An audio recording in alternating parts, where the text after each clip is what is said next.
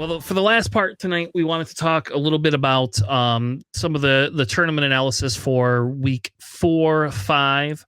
I don't know. It's a little bit better, I think, and a little bit worse. And we have an announcement coming this week, so we'll see kind of what FFG does. That being said, welcome to our Chaos of War.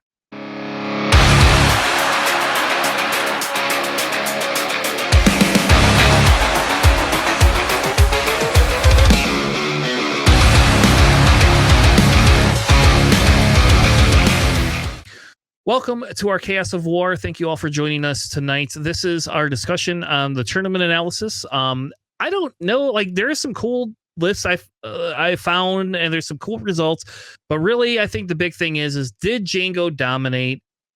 According to this, who won? Technically, Jango didn't win only but one thing, but that thing he won was not super fun. But so these are all the different events that happened. There was a couple of bigger tournaments, one in Liverpool, one in Denver.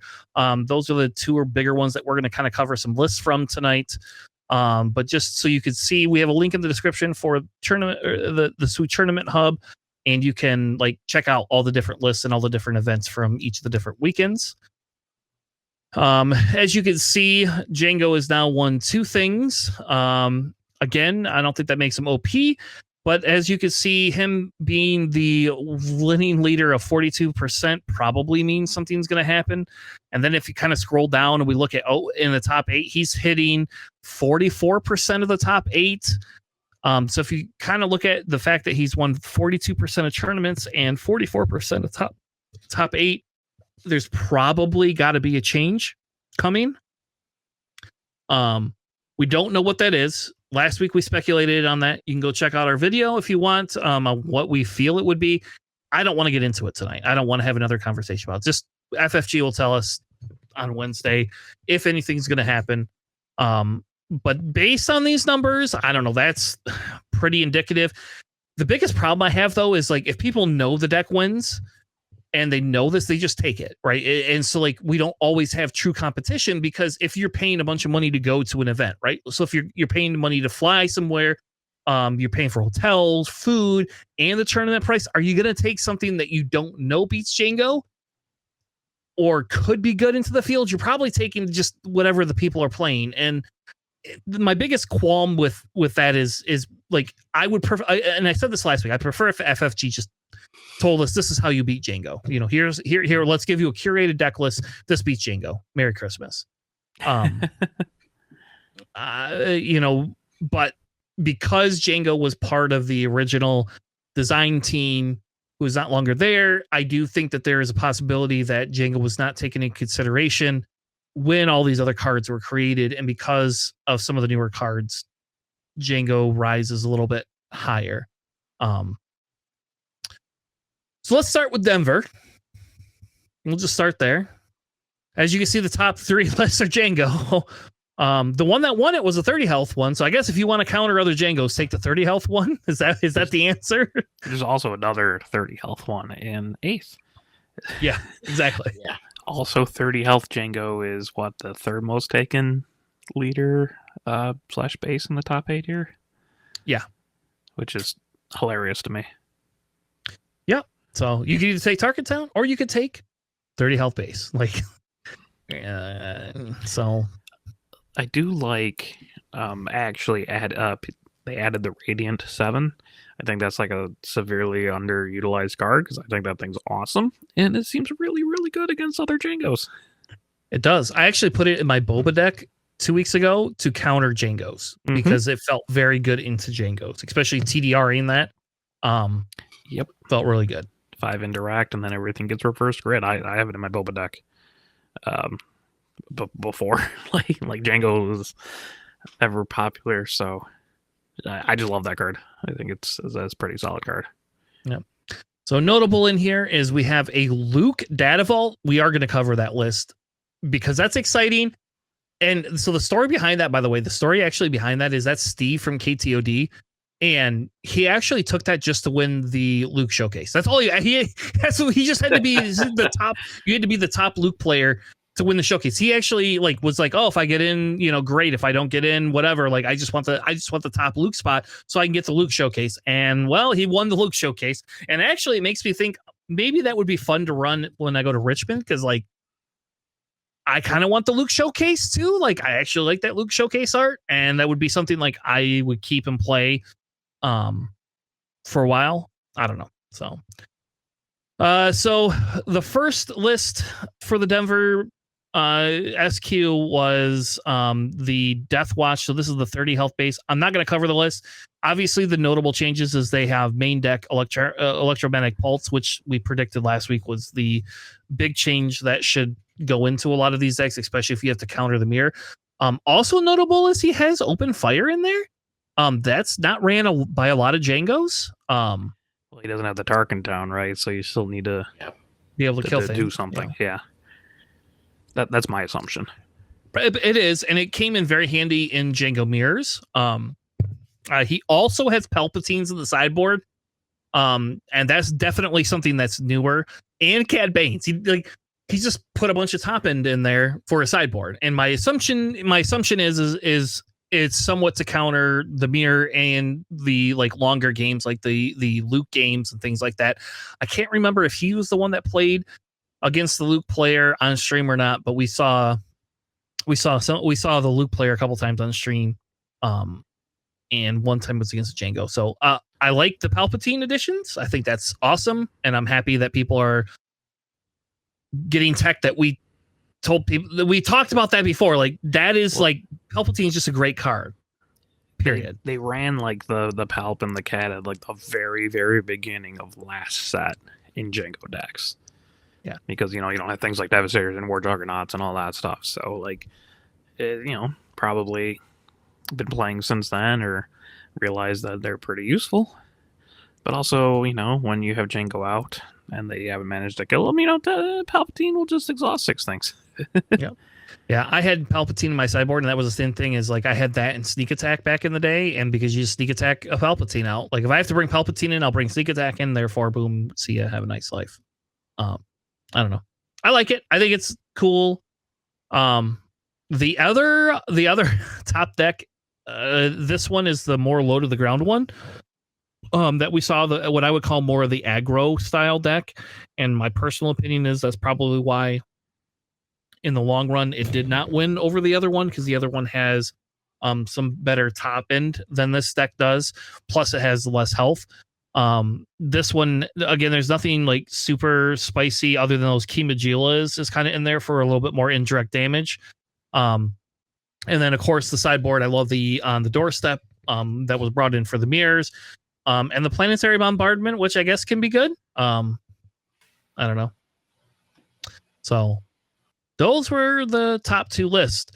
Now let's talk about the Luke list, because I actually want to cover this list because I find this list super fun. JJ, you wanna shout out this list and tell us what's in it? Yeah, absolutely. So we got the set 1 Luke. It feels like forever since we've seen this Luke come out here, but he comes in with the Data Vault, which is the 33 health base. Comes in with 3 copies of Alliance Dispatcher, 3 R2D2s, 3 Battlefield Marines, 3 ARC 170s, 3 copies of I can't read that card for some reason. Covering the way, I guess. Covering the way. Yeah. Oh, covered in the wing. Yeah, there we go. That's it. And then after that, we got 3 additional copies here of Blue Leader, 3 copies of the Concord Down Interceptors, 3 Fleet Lieutenants, 3 Sabine's Masterpieces, 3 Village Protectors, 3 Resupplies, 2 Perilous Positions, 3 Bright Hopes, 3 copies of Kanan Jarrus, 2 Fellow Dragons, 3 Takedowns, 3 copies of Obi-Wan Kenobi, 2 Rivals Falls, 3 copies of Luke Skywalker, 3 Home Ones, and 3 copies of Redemption. This feels like a very, very classic, like blue-green Luke that still does very, very well. And on the sideboard, we got 3 Scanning Officers, 2 copies of Tech, 3 Satine Wrens, and 2 copies of Choose Sides on there for the sideboard there. Definitely has a lot of options there to play like low cost of cards and then build up to those large large units, you have that resupply that helps you ramp up there to get you to your Obi-Wans and your home ones and redemptions and Luke Skywalkers there, and enough ability. The benefit of having those low cost of cards is that gives you extra resources for Luke to give them shields in order for them to last that additional turn and help delay until you can build up and ramp up to your other stronger units there. So definitely a really interesting list. I would love to put this together and play it. Yeah, it looks very, very similar to a Luke list that I have. I wonder if only having 12 first turn units is consistent enough. I mean, in a 60 card deck, right? I guess covering the wing does create an X-Wing token, but that's kind of not really what you wanted to use it for. But it looks good. The Sabine's Masterpiece is interesting. You get the restore and the experience, which is cool. Fleet Lieutenant, pretty much everything in here is Rebel. And top end is really hard for some decks to deal with if you get up there. So, and I love the main decking, the rivals. Yeah, I think also, I think if you look at the math, if you have the turn 1 plays, 10 turn 1 plays for a 50 card deck, 12 turn 1 plays for a 60 card deck is fine. So if you were to go with 12 turn 1 plays, then this one's probably a little bit short, but not by much, right? So, I think that would be the other consideration, is that that technically you would want 14-ish turn 1 plays in a 60 card deck. So it looks like you get a 75% chance of drawing a first turn play. And yes. I'm not including like covering the wing as first turn play, but that does raise the odds as well. Yeah, and since you can mulligan, I don't know. I mean, he took it all the way, like in over a 400 person event, he took it all the way top 6. Oh, yeah, so I'm not doubting the skill or anything. I'm just like, that just seems a little bit lower than what I would naturally feel. But again, 75% chance. Yeah. So I like it. 1 in 4 games you miss it, but also you mulligans. So yeah. The next one that kind of came up is the Boba Fett deck. Like, and I don't think we have to like cover this. We've kind of covered these before. The spicy thing is there's 3 Darth Vader units in there. I have 1 Darth Vader unit I'm running in my sideboard. So that's kind of crazy. More sources for Boba, and also 3/3 for your ships is pretty good. Yeah. No Dengar though. Yep, they don't have any Dengar. They don't also have any of the Radiants in there. So their top end is a little bit lower. I like the Cad Banes at the sideboard. I think that's kind of cool. They don't have sneak attacks in main. They go with surprise strikes instead. I would probably cut a surprise strike and a no good to be dead to put sneak attacks in the main, but they also have less stuff that they want to sneak in. Though I don't know, like I'll be honest, if you can sneak attack a Vader in, that's pretty fucking good too. So the wild thing is that the yellow fast fire sprays aren't even in the main deck. No, I actually replaced mine with Radiance, so I did the same thing. I put mine. Which I can respect. It's just it does come in ready. And sometimes that matters. So against Jango, I found it doesn't matter at all. And I think if we go back to the board where Jango doesn't live, then maybe it will matter some more. I also don't like those TIE bombers. I got rid of mine. I dumped my TIE bombers. I just do not like them. They never perform for me. They're an okay distraction. Yeah. Is what it feels like. Like, they're fine. You're dealing indirect damage. If they don't have that many units out, their value goes up a lot. But if they have multiple units or ways of handling things, or or they just drop a Space Sentinel, they're significantly less useful. Yeah, in that spot, I have the Boba Fett unit. I don't have 3 of them. I only have 2 of them, but I have the Boba Fett unit in that spot. The pilot or the 3 cost? Well, I have the 3 cost as well, but I have the pilot one is what I have in that spot. Okay. And I have that in there because like I've had turns where I like sneak attack something in and then throw a Boba pilot on there and get that extra damage because like it's that stupid, like for example, that droid platform, the the missile droids. Android missile platform. Yeah, like a boba on that is like super fun, especially if you can't tap it down. It's like, there you go. I just now swung in for 6, plus you're getting the 3 damage, plus I get to do 2 damage somewhere else. And Boba Fett's ability, like, it's actually like, I found pilot Boba, even when I don't 100% always need it, is really good. Honestly, like IG 88 pilot is actually not too bad either.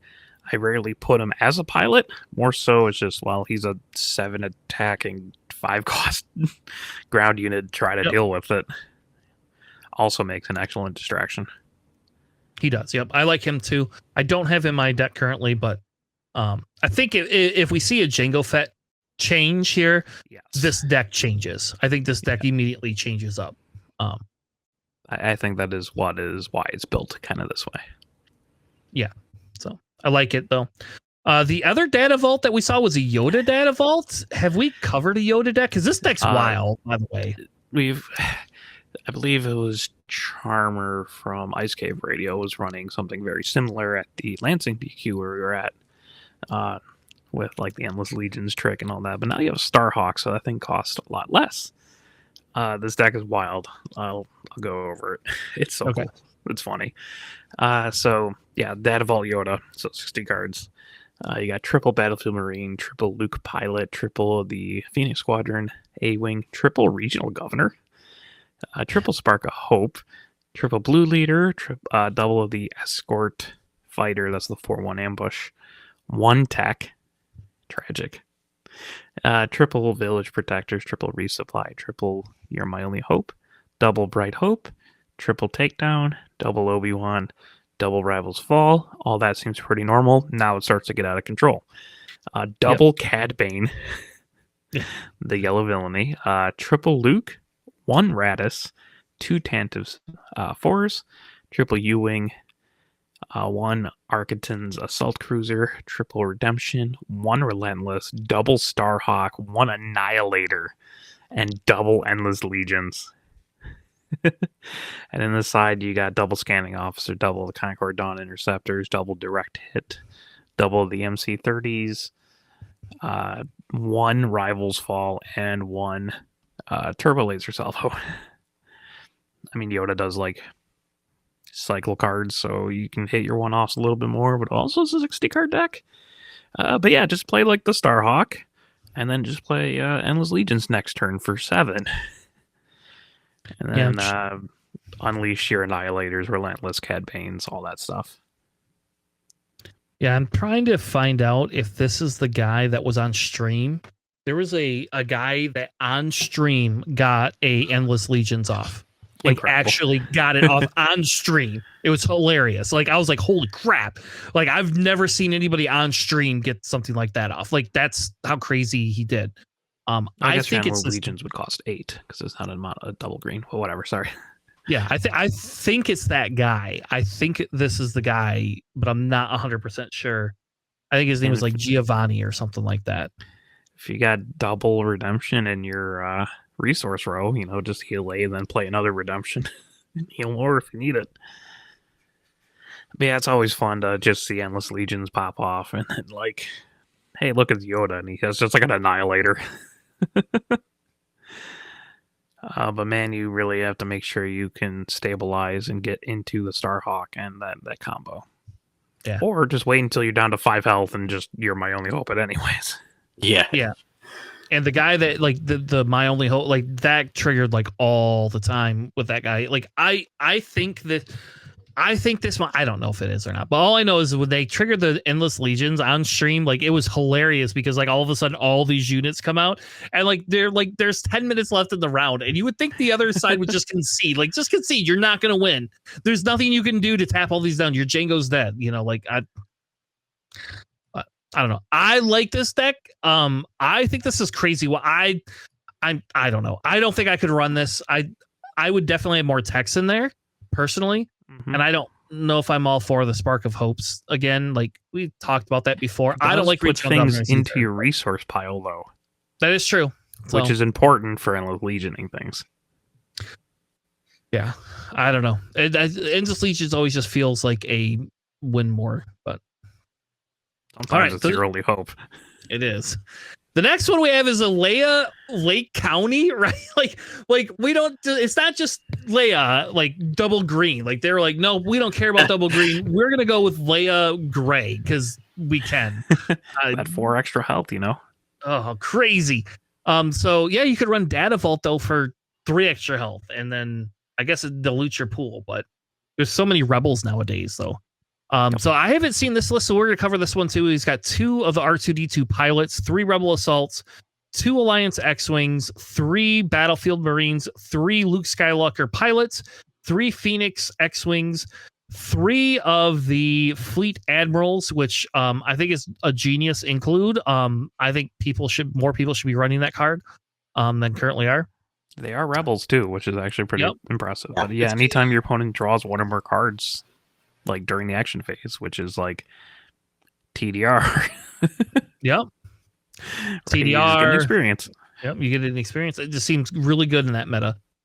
Blue leader, 3 blue leaders, 2 Echo Base defenders, 3 fleet lieutenants, 2 Leias, 3 wing leaders, 2 surprise strike trues, 3 bright hopes, 3 Chewbaccas, 2 of the timely reinforcements, the X-Wing building ones.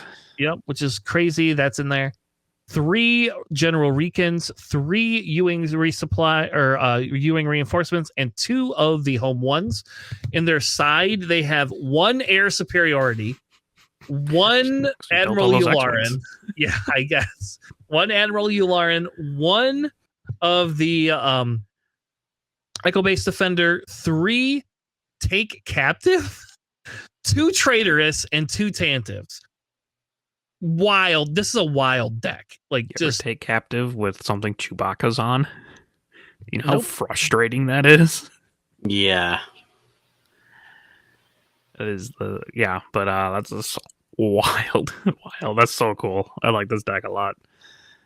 Yeah, this is definitely something. Like when I saw this, I was like, oh my god, we have to cover this because like this is definitely like when you talk about like the shell of this with it being Rebel.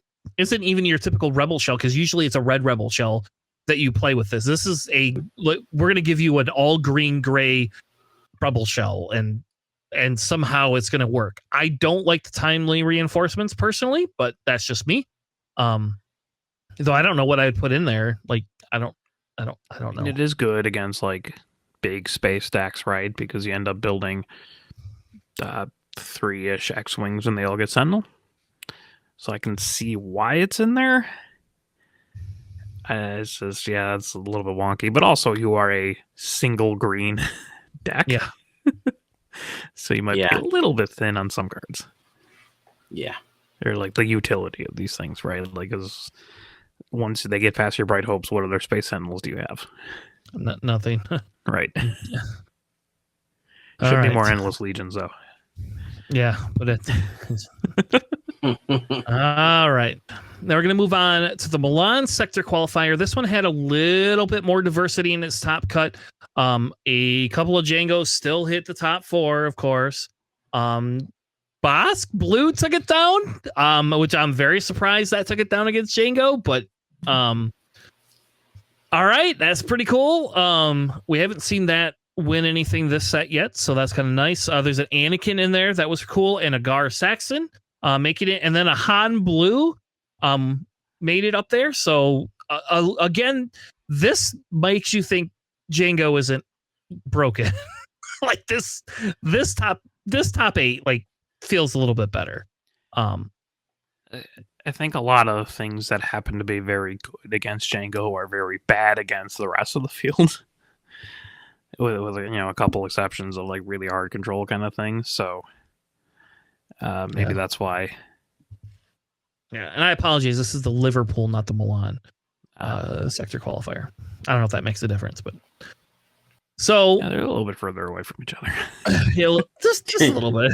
Just a little. So this is the Bosk Blue deck. Alex, what is this? What is this control? Yes. I ran the similar version of this before. I don't know. I get no glory. I get no glory, no guts, or whatever, or no glory, only results. Yeah, I like this. It's pretty cool. So it's a 30 health blue base Bosk. You get 1 restock, because of course, triple top target, triple grenade strike, double shoot down, probably pretty relevant.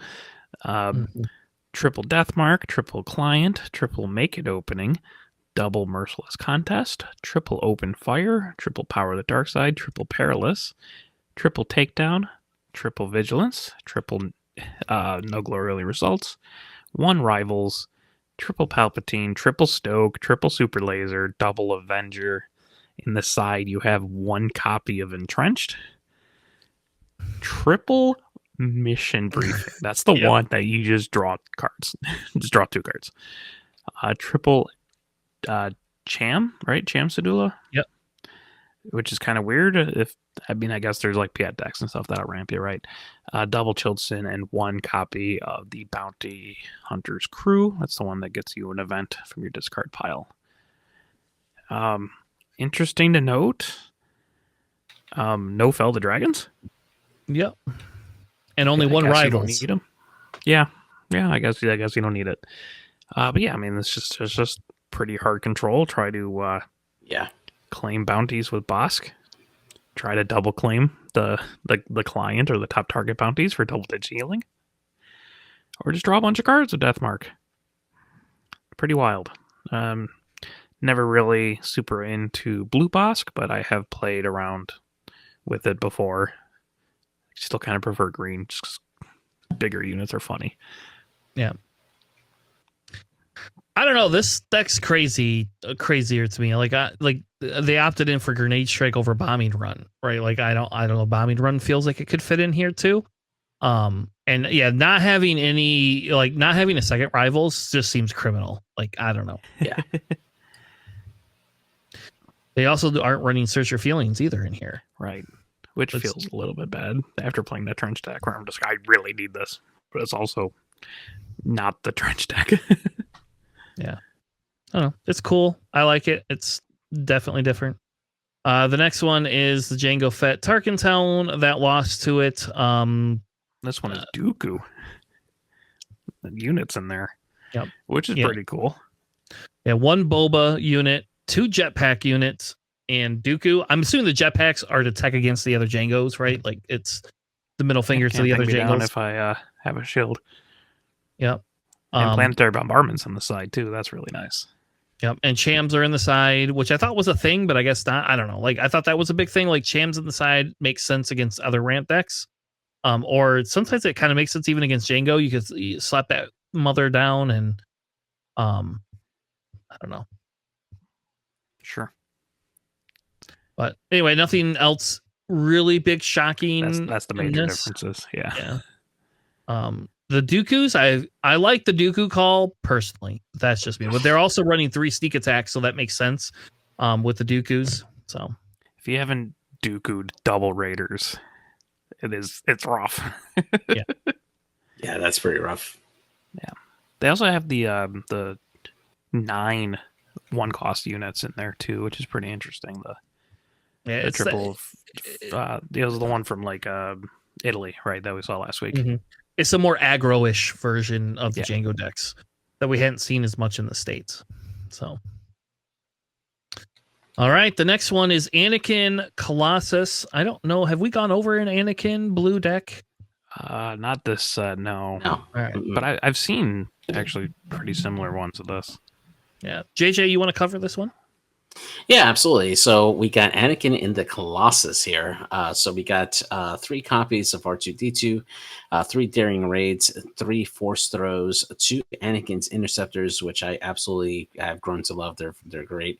3 C-3POs, 2 covering the wings. We got 3 copies of Shootdown, 3 Cassian Andors, 3 Concord Dawn Interceptors, 3 Red Squadron X-Wings, 3 copies of Yodas, 2 Perilous Positions, 2 Kanan Jarruses, 3 Steel Guerreras, 2 Direct Hits, 3 Felder Dragons, 1 Takedown, 2 Rivals Falls, 3 copies of Luke Skywalker, and 3 Redemptions.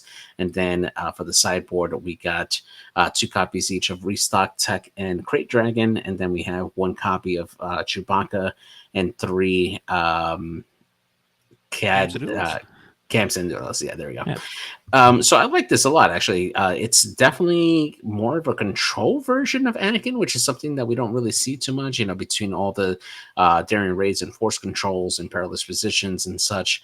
It's just really interesting to see this blue mix in with Anakin, who tends to be much more aggressive with the units.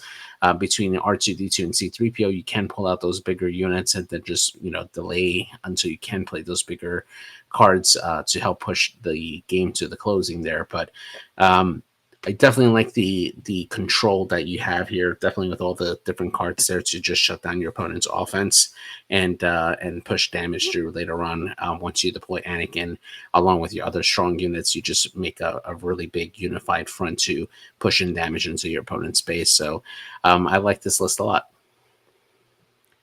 C3PO is wild in this, though, right? C3PO is kind of weird to me, but like Anakin, right? You just do 2 damage to your base and then you swing with a unit. Yeah. So attacking for 3 while having 4 health should probably kill most of their first turn plays.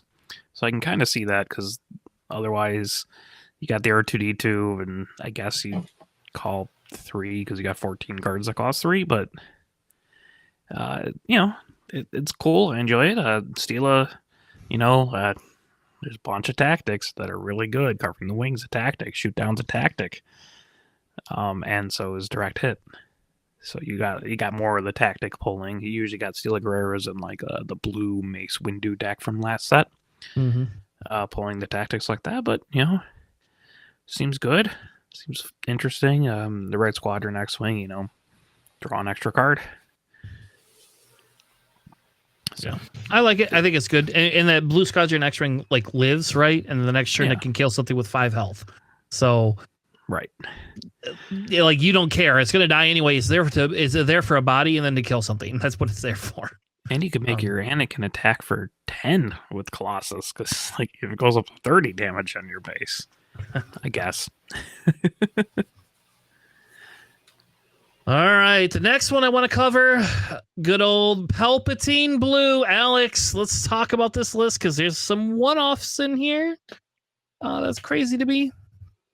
Yeah. So this list, of course, it's Dagobah Swamp, as it should be. No. You got double Salacious, double Piet, double Yularen, triple Inferno 4, triple the Onyx Squadron Brute, double Emperor's Royal Guards. What happened? How might you have fallen? Triple Super Laser Attack, triple Power of the Dark Side, triple Resupply, double Perilous, double Takedown, triple Vigilance, triple No Glory, 1 Traitorous, 1 Rival's Fall, triple Vader, double of the Fleet Interdictors, double Reinforcement Walker, double Snoke, triple Super Laser Blast, double Avenger, 1 Devastator, 1 Annihilator. In the side, you have 1 Restock, triple Devotion, which I'm sure is really good against indirect damage decks. Triple Pulse Return, 1 Relentless, a 2nd Devastator, and a 2nd Annihilator. It seems very up your alley, honestly, Tanner. Big spaceships, some ramp, and then just a whole bunch of kill and healing things. Yeah, I think the difference, I mean, I actually am not 100% against the Emperor's Palpatine only being 2 of. I get it. But really, if in a Jango meta, to me, it just makes more sense. I like having it with Jango. Oh, you tapped it down, but it still lives, right? Whatever. Yeah, you only got 4 officials, really. I mean, Snoke's an official, and so is Palpatine, but that's way late game. Yes, exactly. And no clients, though, including in the side. That's the wild part to me. Yeah. Yeah, there's no clients. There's also no Pershings, which I guess you don't have to have I guess Pershing's not an official, is he? Yeah. No, he's not. Yep. No. You don't have any Krennics in here. Krennic is an official. Krennic is really good. I am not a fan of the Admiral Piats. I understand why people play them, but whatever, I guess. I would be running Krennic in that spot personally. I also am not a fan of one-off things. I just don't understand. I would be running triple Avenger and then 2 Devastators. And then I would have 2 Annihilators in the sideboard. I would also have 2 Relentless in the sideboard too, but that's just me. So A little bit weird, the one-off Traitorous. Yeah, I wouldn't run that. I wouldn't run that either. I get it. Like it's like a, I don't know. I don't like Traitorous anymore, but I guess like in a meta where you're running lower cost ships, it makes sense. But hey, Poe leader does not give the leader trait to something. I know, so you can still Poe leader. Yeah. So you can steal Poe, but if you steal someone's leader, like we talked about, several weeks ago when we were talking about rules things, it just kills both the unit and the leader. Yeah. I guess that's a very niche interaction, but you can do it. Yeah, and there's no mauls. I'm very sad. I like my mauls so much. They're one of my favorite cards. The triple Vaders. You do. Sad, no tie daggers. I haven't really seen those in too many Palpatine decks. They're in my Palpatine deck, which allows me to run Vader where I ambush first and then pull the cards, and then I can actually reach up to 7 with the tie daggers. But I also get a body off of it instead of playing Maul. I suppose that's true. But I also have like Tarkentown Palpatine, right? So like there's a lot of damage being slung around. Those tie daggers do some work. People should look back into that for Palpatines. They're good. Yeah. I'm surprised they're not being used in like Boba Fett's or, like I had it in my Boba Fett deck for a little while.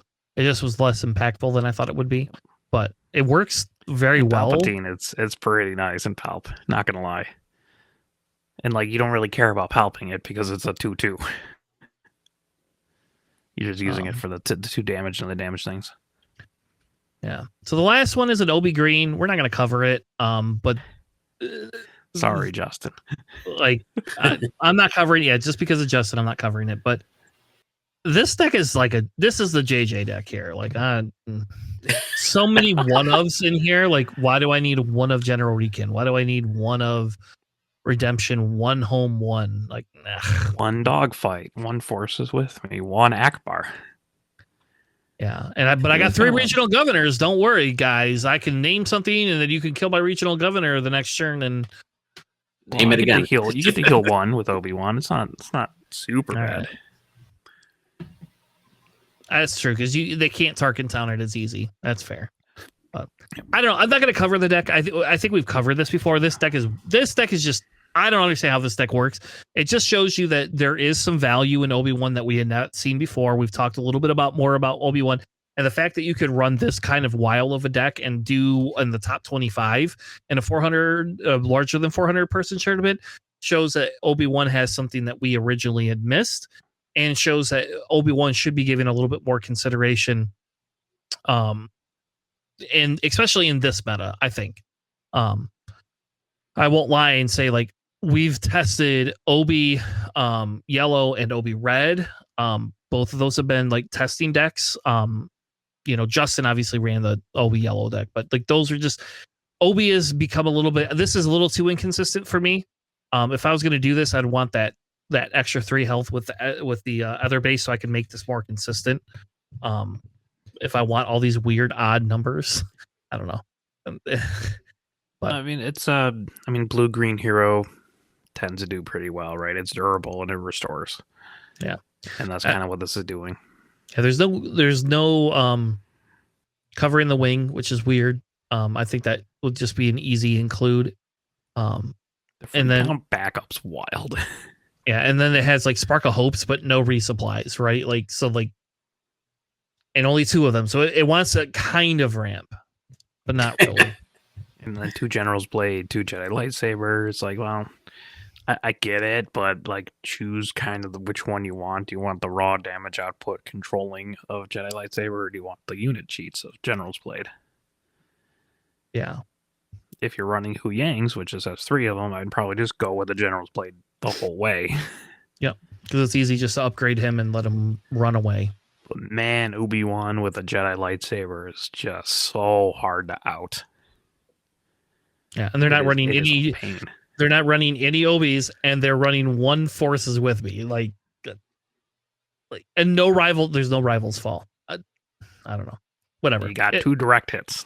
You got 2 direct hits, and you got 1 General Rekin. So I don't know. I put this on here more for the conversation piece of like. I think Obi is a thing that we should be considering in this meta.